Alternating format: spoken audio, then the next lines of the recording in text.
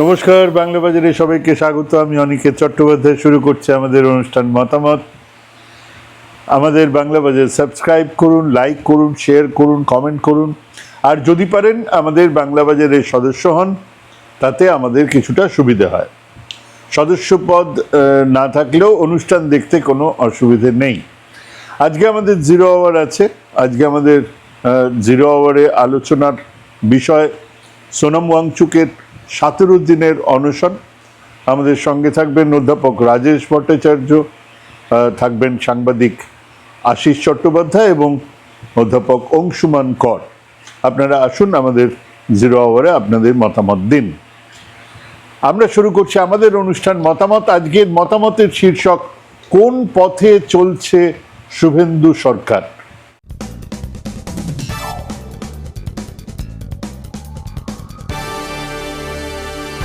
2 মাস মাত্র হয়েছে এই সরকারের। হানিমুন পিরিয়ড তো বাদই দিলাম, আড়ামোড়া ভাঙারও সময় চলে যায়নি। এই 2 মাসে বহু সরকারের মতিগতি বুঝে উঠতে পারেন না পুলিশ প্রশাসন, আমলা, মিডিয়ার কর্তারা, সাংবাদিকেরা। মানুষের কথা তো বাদই দিলাম। ছোট ছোট ঘটনা, মুখ্যমন্ত্রীর ভাষণ ইত্যাদি দিয়ে বোঝার চেষ্টা চলে যে এই সরকার ঠিক কোন মুখে চলবে, কোন দিশায় চলবে। কিন্তু সেদিক থেকে এক চূড়ান্ত ব্যতিক্রম হলো এই শুভেন্দু অধিকারীর সরকার বা বিজেপির সরকার। মাঝখানেও লাগেনি, প্রশাসনের শেষ তলা পর্যন্ত একেবারে সাফ বুঝে ফেলেছে সরকার কি চায়, মুখ্যমন্ত্রী কি চান। কোনো দ্বিধাদ্বন্দ্ব নেই। পুলিশ প্রশাসন, মিডিয়া, রাজনৈতিক দলের নেতারা, বুদ্ধিজীবী, সিভিল সোসাইটির লোকজনেরা, প্রত্যেকের কাছে লাউড অ্যান্ড ক্লিয়ার মেসেজ চলে গেছে এই সরকার কি চায়। ইনফ্যাক্ট মনে হচ্ছিল যে এনারা বসেই ছিলেন এরকম একটা সরকারের জন্য, যে সরকার এসে হাজির হয়েছে। কি চায়, কিভাবে চায়, সবটাই তাদের কাছে এখন পরিষ্কার। সেই দিক থেকে 2 মাস পরে যখন এই লেখা লিখছি, তখন লেখার মাঝে ওই লেখার সঙ্গে সঙ্গে 6 মাস গেলে আরো ভালো করে বলতে পারবো, বছর খানেক গেলে বুঝতে পারবো ইত্যাদি বলার কোনো সুযোগই নেই। এই সরকার যতদিন থাকবে যা যা করবে, করতে পারে, তার ধ্রুব পদ বাঁধা হয়ে গেছে। ধরুন বিধান রায়ের সরকার, সবে দেশ স্বাধীন হয়েছে, নেহেরু একের পর এক পরিকল্পনা সামনে আসছেন, রাজ্যগুলো সেটাকে ইমপ্লিমেন্ট করছেন। তার সঙ্গে বিধান রায়ের দূরদৃষ্টি, শিল্প, ইস্পাত, বিদ্যুৎ। বিরোধিতা বলতে সামান্য ওই কমিউনিস্টরা, সবে সবে তারাও এক সংসদীয় গণতন্ত্রের প্র্যাকটিসের মধ্যে এসেছেন, ঢুকেছেন। শহর ঘিরে তাদের সমর্থন বাড়ছে। কিন্তু সেই সময় সরকার আর বিরোধী দলের মধ্যে বিরোধিতা তো ছিল, এরকম সাপে নেউলে সম্পর্ক তো ছিল না। সহনশীলতা আর গণতান্ত্রিক মূল্যবোধ তখনও গড়ের মাঠে ঘাস খেতে চলে যায়নি। বিধান রায় বাংলা বিহার সংযুক্তির প্রস্তাব রাখেন। বিহারের মুখ্যমন্ত্রী শ্রীকৃষ্ণ সিং রাজি ছিলেন, কিন্তু বাংলাতে শুরু হয় তীব্র সংযুক্তি বিরোধী আন্দোলন। এর মধ্যে এসে যায় কলকাতা উত্তর পূর্ব কেন্দ্রের উপনির্বাচন মেঘনাথ সাহার মৃত্যুর কারণে। কমিউনিস্ট পার্টি দাঁড় করায় মোহিত মৈত্রকে, কংগ্রেসের প্রার্থী হন অশোক সেন। হ্যাঁ, এটাই হয়ে উঠেছিল এক গণভোট। বিধান রায় নিজেও বলেছিলেন এটা গণভোট। হেরে গেলে কংগ্রেস, বিধান রায় সরে এলেন তার সংযুক্তির প্রস্তাব থেকে। অর্থাৎ হারের পরে কংগ্রেস সরে এলো, বিধান রায় সরে এলেন। হ্যাঁ, এক মূল্যবোধের রাজনীতি সেই সময় ছিল। আমি বলতে চাইছি বিধান রায়ের সময়টাকে এইভাবে দেখুন। সমস্ত রাজনীতি ঘিরেই, সমস্ত সরকারের প্রশাসন ঘিরেই এক ধরনের মূল্যবোধ কাজ করছে। এরপরে দুটো যুক্তফ্রন্ট ছিল, ক্ষমতার ভাগাভাগি আর নির্লজ্জ রাজনীতি। হ্যাঁ, ওই সময় থেকেই দল বদল, জোট বদলের নোংরা খেলার সূত্রপাত। কিন্তু তা ছিল রাজনীতির আঙিনায়। ইতিমধ্যে নকশালবাড়ির আন্দোলন, গুলি, বন্দুক, বোমায় এক অধ্যায় শুরু হয়ে গেল, যে অধ্যায় ভোলা যাবে না, কিন্তু সেই অধ্যায়ের চিরস্থায়ী ছাপ থেকে গেল বাঙালি সমাজে। সেই সময় থেকে এনকাউন্টার শুরু হলো, সেই সময় থেকে পুলিশ একেবারে দলদাসে পরিণত হওয়া শুরু হলো, সেই সময় থেকে যে কোনো ইস্যুতে বিক্ষোভ, প্রতিবাদ, উত্তাল পশ্চিমবঙ্গ। মধ্যে 71-এর যুদ্ধ আর উদ্বাস্তুদের পালিয়ে আসা, আর সেই সময় এই উদ্বাস্তুদের তাড়া খেয়ে সব হারিয়ে যারা পালিয়ে আসছেন এই দেশে, এক অত্যন্ত গভীর মুসলমান বিদ্বেষের বীজ তাদের মধ্যে থেকে গেল। কারণ সেই ঘৃণার জল সার, সেই ঘৃণার উপরে জল সার না দিয়ে কমিউনিস্ট পার্টি, উদ্বাস্তু কমিটি, কলোনি কমিটিগুলো তাদের অধিকার আর বাঁচার লড়াইকে সামনের সারিতে এনে দাঁড় করিয়ে দিয়েছিল। এটা একটা অদ্ভুত ব্যাপার। তাদের মনের মধ্যে ঘৃণাটা থেকে গেল, কিন্তু ওপরে এক ধরনের সামাজিক লড়াই, অর্থনৈতিক লড়াইয়ের জায়গায় এসে তারা দাঁড়ালেন। ঘৃণা মুছে গেল না, থেকে গেল গভীরে। পরে ডালপালা মেলবে বলে আর বাইরে সেই তারাই ধরলেন লাল পতাকা, যাদবপুর থেকে টালিগঞ্জ, দমদম থেকে মধ্যমগ্রাম, বারাসাতের লাল দুর্গ। এরপরে নকশাল বনাম সিপিএম বনাম পুলিশের বছরগুলো মানুষ দেখেছে। ৭৭-এ চান্স পেয়েই বদলে দিয়েছে সরকার। সিদ্ধার্থ শঙ্কর রায়ের সরকার ছিল পুলিশ প্রশাসন জরুরি অবস্থার সরকার, গণতন্ত্রের ঘোষিত গঙ্গা যাত্রার সরকার। গণতন্ত্রের ন্যূনতম যে শর্ত তা সেদিন মানা হয়নি।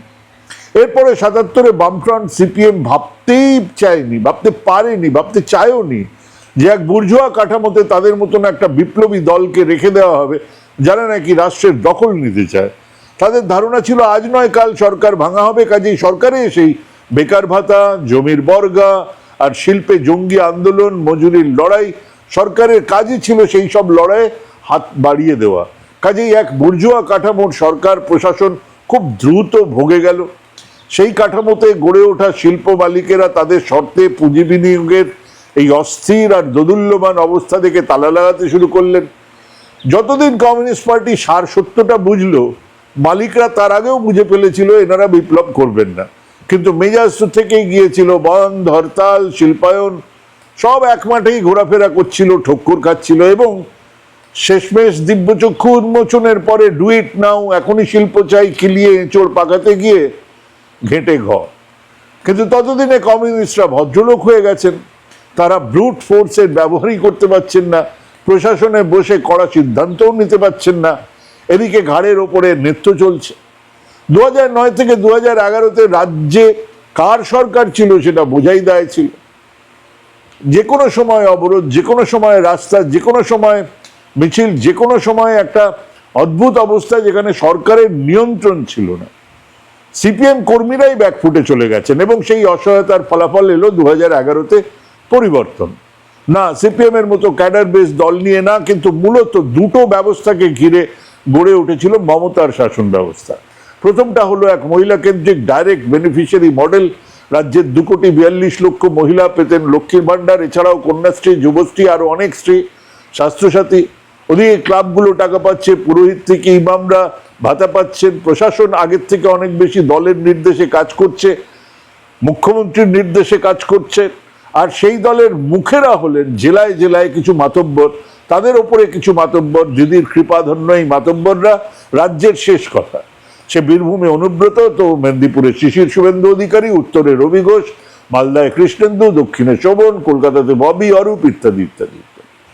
এই দুই ব্যবস্থাতে চলছিল বেশ, কিন্তু রিজিওনাল দলের নীতি মেনেই মমতা বাঁচলেন উত্তরাধিকারী, সেই ভাইপো আর একটা টার্ম টিকে গেলে জমি পেতেন। কিন্তু তার আগেই দলের মধ্যে চ্যালেঞ্জ, শুভেন্দুর বিদ্রোহ, হ্যাঁ ওটাই ছিল ওয়াটারলু পয়েন্ট, আজ তা পরিষ্কার। কিন্তু বাংলাতে এই প্রথম এক প্রবল ক্ষমতা সম্পন্ন কেন্দ্র সরকারকে পাশে পেয়েছেন এক বিরাট মেজরিটি নিয়ে আসা, জিতে আসা মুখ্যমন্ত্রী। এটা বাংলার ইতিহাসে এই প্রথম। আজকের শাসন ব্যবস্থাকে মোদি শাহ শাসন ব্যবস্থাকে নেহরুর সঙ্গে গুলিয়ে ফেলবেন না প্লিজ।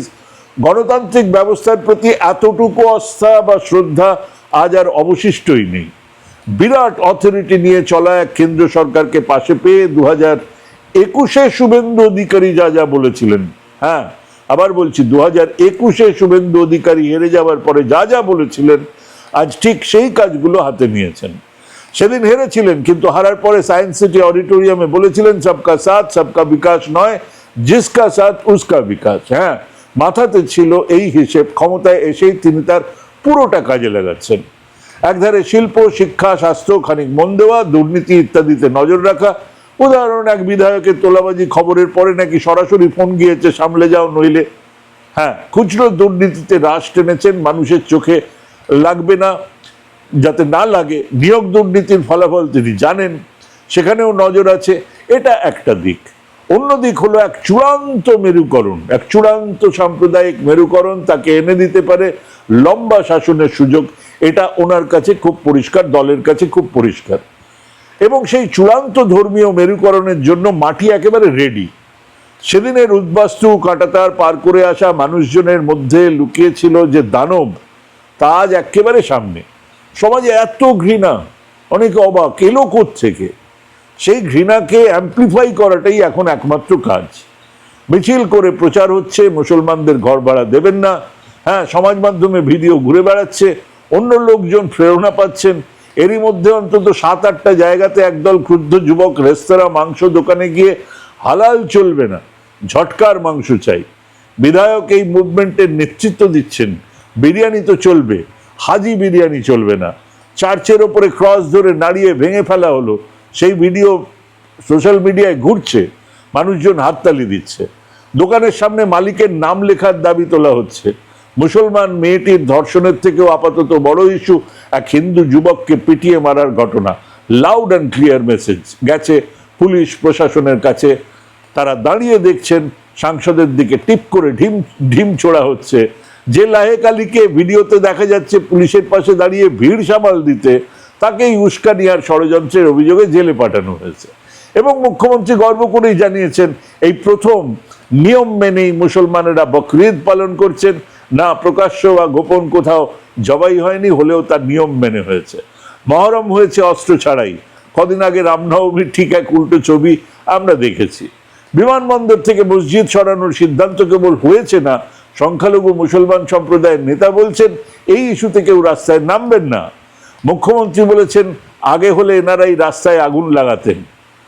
যখন এসব কথা বলছেন তখন দেখার মতো তার তৃপ্ত চোখ মুখ, কনফিডেন্স লেভেল। এবং মুখ্যমন্ত্রী বলেছেন বন্দে মাতরম গাইতে হবে, এখনো ঠোঁট নড়ছে না, ঠোঁটও নাড়িয়ে দেব, ঠোঁটও নাড়াতে হবে। সেই কবে ছোটবেলা থেকে শুনেছি শ্রাবণ মাসে শিবের মাথায় জল ঢালা, ঘট বয়ে নিয়ে যাওয়া লোকজনদের পথ চলতি স্লোগান। সেসব কথাবার্তা, সেসব স্লোগান আজ মুখে আনলে জেল জরিমানা হতে পারে। সেই যাত্রীদের ওপরে হেলিকপ্টার থেকে ফুলের পাপড়ি ফেলা হবে। Spectacular photo opportunity. আপনি এই সিদ্ধান্তগুলোর বিরোধিতায় নামবেন? নামুন না। শুভেন্দু অধিকারীও চান আপনি আপনি আপনি নামুন। নামলে মেরুকরণ বাড়বে, নামলে মানুষ প্রশ্ন করবে ওদের নিয়ম জবাই, হালাল মাংস, আমরা কেন মানব? কেন গত 300-400 বছর মেনেছি? মেনে কি ক্ষতি হয়েছে? মাংসের থেকে কি লাউয়ের স্বাদ এসেছে? এসব ফালতু কথা, যুক্তির কথা বলে লাভ নেই। সোজা প্রশ্ন, কেন আমরা হালাল খাবো? কেন দোকানের সামনে নাম লেখা থাকবে না? হ্যাঁ, ঘুমন্ত দৈত্যটা জেগে উঠেছে। তা এবার এই সমস্ত ইস্যুতে সমাজের মেরুকরণকে চূড়ান্ত করে তুলবে 73-74% হিন্দু পপুলেশনের 75-80% দাবিদার বিজেপি, শুভেন্দু অধিকারীর দল। আর কিচ্ছু না করে কেবল এক সাবজুগেশন, এক আতঙ্ক, চাপা ভয়ের মাহল তৈরি করলেই যদি এই 52-55% মানুষের ভোট বিজেপি পায়, তাহলে তো কেল্লা ফতে। গুন্ডা দমন আইন না, কোনো কবি, সাহিত্যিক, সাংবাদিক, গায়ককে ধরার জন্য নয়। সেই লোকজনদের বিরুদ্ধে যারা রাস্তায় রুখে দাঁড়াবে, এসব বুদ্ধিজীবী তো টেবিলের সামনে নেওয়াই যায়, টেবিলেই নেওয়া যায় সামলে তাদেরকে। ইতিমধ্যেই প্রতিবাদী বুদ্ধিজীবীরা সেই সব কবিতা লিখছেন যার মানে তারাও বলতে পারবেন না। এনারা আর কিছুদিনের মধ্যে মার্ক্সীয় বৈষ্ণব তত্ত্বের আরাধনায় নেমে পড়বেন। মিডিয়া তো 4 তারিখ থেকেই সেঁকে গেছে। খোলাখুলি মমতার হয়ে কাজ করতেন যে সমস্ত সাংবাদিকেরা সিএমওতে, নবান্নতে যাদের বেশি সময় কাটতো, তারা অসংখ্য কায়দা কামিয়েছেন, নানানভাবে কামিয়েছেন। তাদের একজনও কি মাঠে আছেন? নেই। যে সংবাদ মাধ্যমগুলোতে তারা ছিলেন, সেই সংবাদ মাধ্যম এখন নয়া জামানা, নতুন জাতীয়তাবাদী মুখ সেখানে পাবেন। বাকিরা দ্রুত পাল্টে নিচ্ছেন নিজেদেরকে। মানে পুলিশ প্রশাসনের প্রত্যেকে জেনে ফেলেছে সরকার কি চায়। সংবাদ মাধ্যম না জেনে তাদের উপায় নেই। বেশিরভাগ প্রতিষ্ঠানে দুধারকেই ম্যানেজ করার লোকজন আছেন। এখন গুরুত্ব তাদের যারা বর্তমান সরকারকে সামলাতে পারবেন। বুদ্ধিজীবীরা দর কষাকষির জায়গাতেও নেই। রাজ্যের এক বিরাট হিন্দু মানুষজনের মধ্যে এক প্রবল হিন্দুত্ব শুধু নয়, এক প্রবল মুসলমান বিদ্বেষ স্পষ্ট। আর সব মিলিয়ে সেই চূড়ান্ত মেরুকরণের দিকে রাজ্যকে নিয়ে যেতে বদ্ধপরিকর রাজ্যের সরকার। বাধাটা কোথায়? কোথায় আটকে যেতে পারে? এখনো দুটো প্রশ্ন ঝুলছে। এক, সত্যি কি এই সরকার এক সমৃদ্ধ পশ্চিমবঙ্গের ছবি তুলে ধরতে পারবেন? কারণ যতই যা সাম্প্রদায়িক ঘৃণা যাই মাথায় থাকুক না কেন, শেষমেশ প্রত্যেকটা মানুষ এক ধরনের ছবি দেখতে চায়, সেটা একেবারে তার কাছে ভালো কিনা। অর্থাৎ বাজারের দাম একটু কম, লেখাপড়ার শিক্ষার ব্যবস্থা একটু ভালো, হাসপাতালের ব্যবস্থা আরও ভালো, রাস্তাঘাটের ব্যবস্থা আরও ভালো, সাধারণভাবে মানুষের সুরক্ষার ব্যবস্থা একটু ভালো। এগুলো কি তুলে ধরতে পারবেন? তুলে ধরতে পারলে একটা অন্য ছবি হবে। 2, চৈতন্য, বিদ্যাসাগর, রামকৃষ্ণ, বিবেকানন্দ, রবীন্দ্রনাথ, নজরুলের জন্মভূমিতে সাম্প্রদায়িক মেরুকরণ কি স্থায়ী হতে পারে? এই দুটো প্রশ্নের উত্তর সত্যি বলছি আমার জানা নেই, কিন্তু এই দুটো প্রশ্নের উত্তরের উপরে নির্ভর করছে আগামী দিনে এই বাংলার রাজনীতি, অর্থনীতি, সমাজনীতি। ভাবুন, ভাবুন, ভাবতে থাকুন, ভাবা প্র্যাকটিস করুন। ভালো থাকবেন, সুস্থ থাকবেন। আজকে এখানে শেষ করছি। নমস্কার।